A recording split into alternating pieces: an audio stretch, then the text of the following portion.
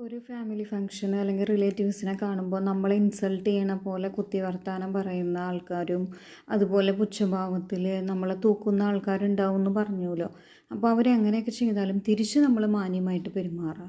കാരണം നമ്മൾ അവരുടെ ലെവലിലേക്ക് പോയി നമ്മൾ അങ്ങനെ ഒരു സ്വഭാവം ശീലിച്ചു കഴിഞ്ഞാൽ നമ്മൾ അവരുടെ രീതിയിലേക്ക് നമ്മളറിയാതെ തന്നെ താഴ്ന്നു പോകും.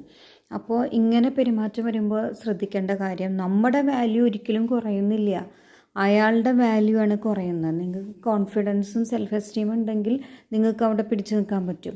നന്നായി തന്നെ പ്രതികരിക്കുക.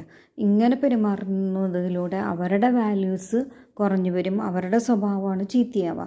നമ്മൾ ഒരാളെയും ഇതുപോലെ ഫിനാൻഷ്യലി ഇപ്പോൾ ഡൗൺ ആയ ഒരാൾ ഇപ്പോൾ ഒരു ഫംഗ്ഷൻ വന്നു എന്ന് വെച്ചിട്ട് നമ്മൾ എല്ലാവരോടും നല്ല മാന്യമായ രീതിയിൽ നിഷ്കളങ്ക ഭാവത്തിൽ വിനയത്തോടു കൂടി പെരുമാറുക. അതല്ലാതെ അവരുടെ കയറ്റിറക്കങ്ങൾ അനുസരിച്ച്